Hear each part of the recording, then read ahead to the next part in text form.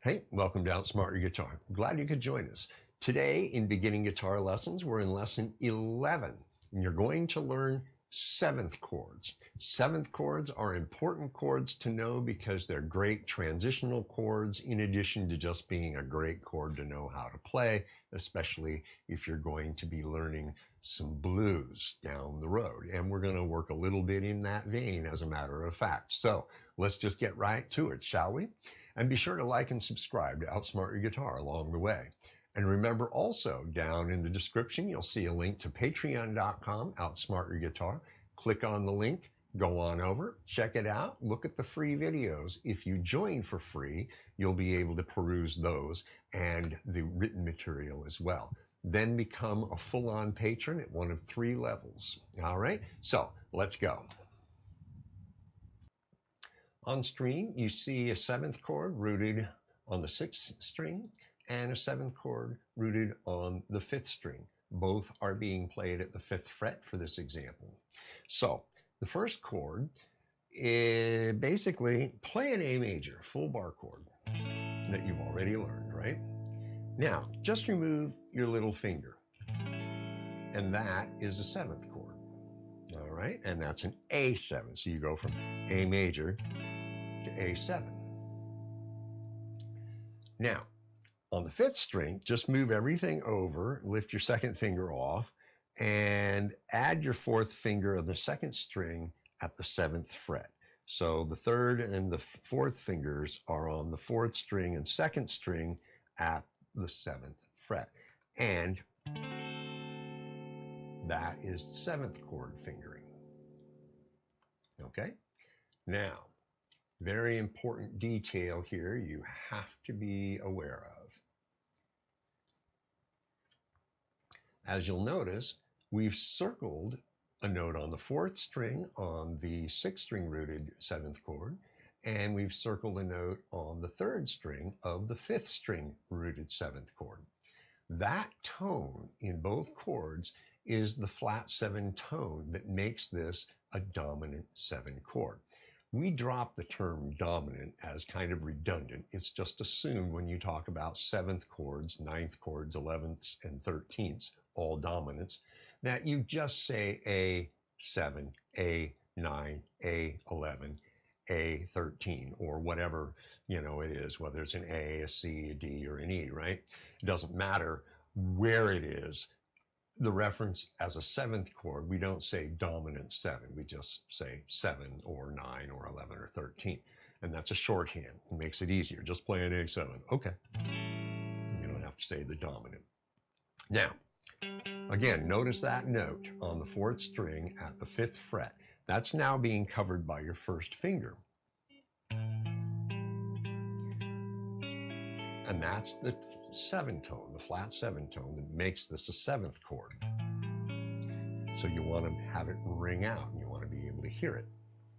Likewise, on the D7 on the 5th string root, that 3rd string note at the 5th fret is the 7th tone of the 5th string rooted chord. Okay? So I want you to sit down and get that 7th tone ringing out. Now it's going to be a bit of a challenge, I'll tell you right up front, because this muscle right here is going to ache until you get comfortable. You're going to develop some stamina, and I've got an exercise coming up here in just a second that is going to help you establish your ability to play 7th chords and get that flat 7 tone to sound out every time. All right? So take a couple minutes, get comfortable with these. On screen, you will see a progression, and it's all 7th chords. We have an A7 and a D7. And you'll notice there's also an E7. E7 is just basically you take your D7, move up 2 frets to E7. Same fingering because it's a 5th string rooted 7th chord, so everything is the same. Pretty cool, huh? Okay, so the object of this exercise is to be able to play through the progression 3 times without stopping. However, since you're just learning this chord, you have neither the strength nor the stamina to do so. And that's what this progression is all about. It's a way to measure progress. At first, you're just going to play straight fours. 1, 2, 3, 4. Now, you'll notice between 2 and 3 and between 4 and then eventually 1, I have a slight muting.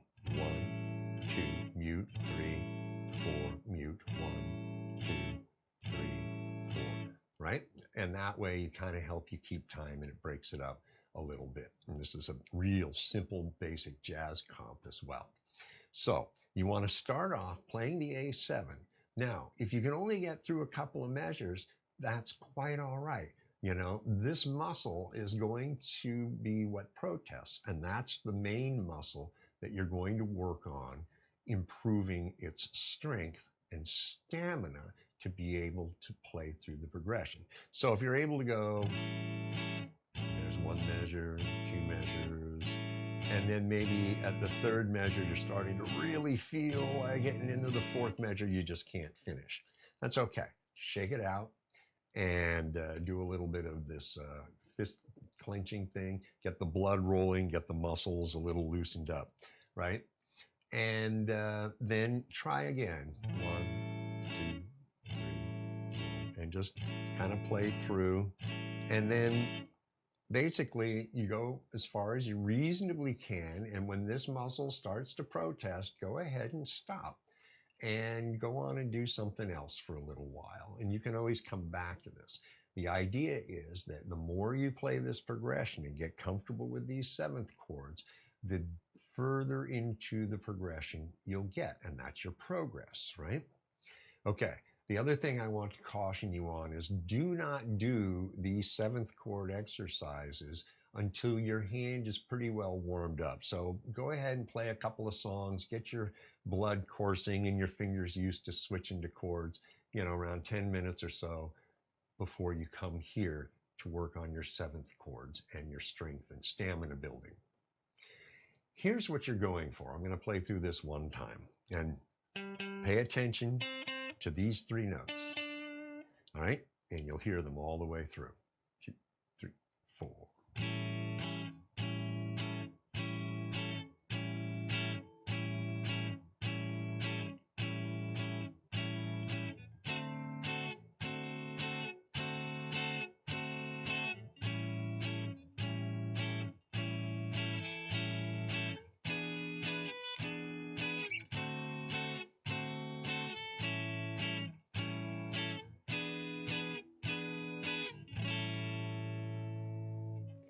All right, so all 3 7th tone notes were sounding out nice and clear, so you could hear that these are absolutely 7th chords. All right, so again, take your time with this. This is a time-based exercise. It's going to take a couple of weeks for you to be able to play through 3 times without stopping.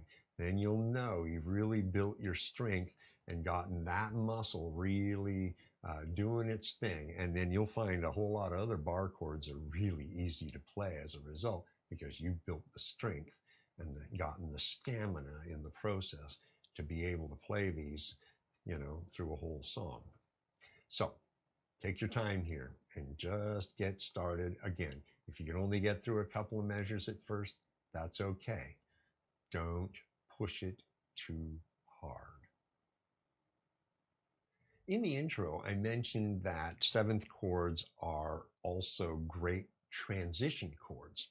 And so this is a little example of what I mean by that. So you'll notice we've got an A and then an A7 and then a D7. So A is played for 4 beats and then 2 more beats in the next measure, followed by an A7 for 2 beats, transitioning to the D7.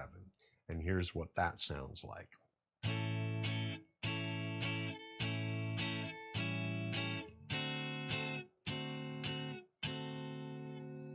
Now, you'll notice this is the transition. That right there. So listen to that.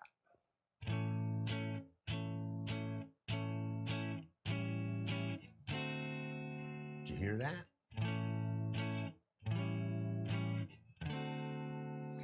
It is that little small movement that helps to smooth the transition into the D7 chord.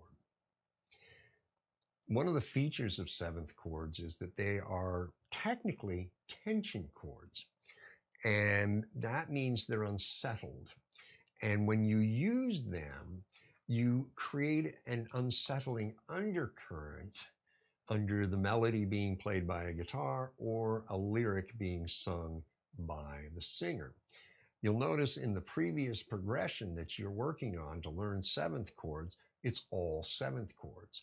This creates a foundation that is very unsettled, over which lyrics can be sung or melodies can be played. Because it's all seventh chords, it's all technically tension chords, which are unsettled. So it never resolves. It never, flows into something smooth and happy sounding, or, kind of final. And that's the whole point of seventh chords, is to create that tension, either as a device to transition to another chord or to create that unsettled undercurrent.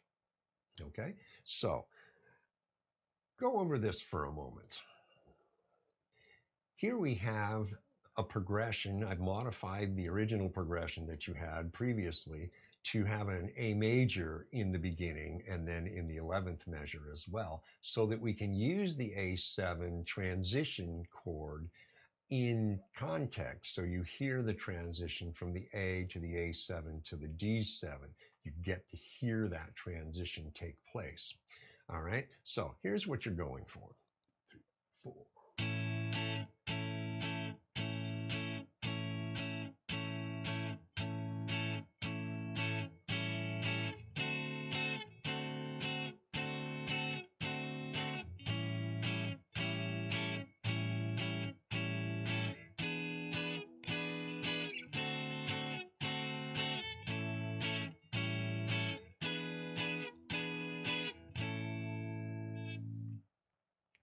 So you see at the end of the 4th measure, for the last 2 beats, we transition from the A to the A7 so that we have a smooth flow to the D7 in the 5th measure. Then in the 11th measure, we have the A major for 2 beats, the A7 transition for 2 beats to get us to the E7 in the 12th measure.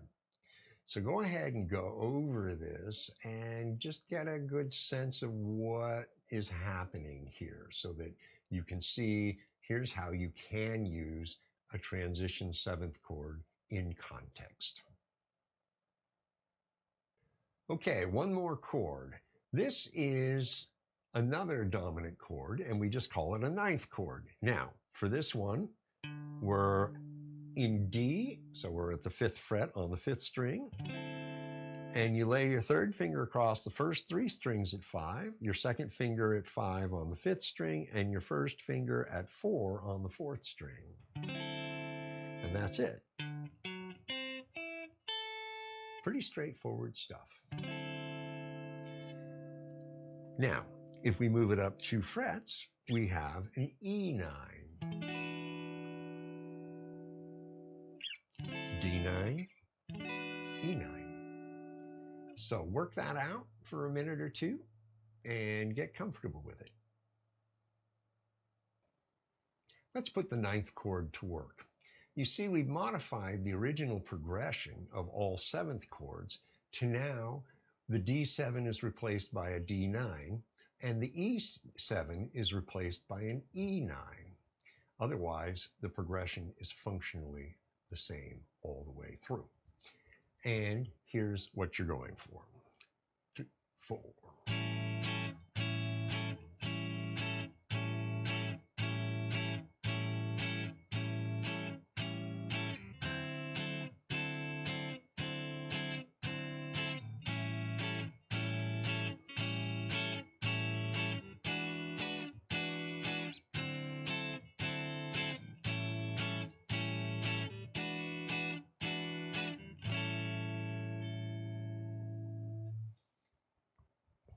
Now, I played it a little quick for expediency and to give you a sense of how the flow goes. And so what you want to do, again, is just take your time here and walk through this. Again, you can just do a real cursory exercise of just playing an A7 to a D9, back to an A7, E9, D9, A7, E9, and literally just what I just did here. Just play the chord once and then transition. Get your fingers comfortable making the transitions, and then go ahead and play through the progression the best you're able. All these progressions are going to take a little bit of time for you to be able to play. Each progression is in and of itself a progress exercise, that the further you get into the progression, the more progress you're making. So they're good indicators of progress to help you build that muscle and moving between the new chords. Okay, so have fun with this and enjoy the process. You need these chords. All right, 2 7th chords and a 9th chord. 3 dominant chords you need to know. Now, again, the first progression is going to take you the longest. It's the one biggest indicator of your progress in building strength and stamina.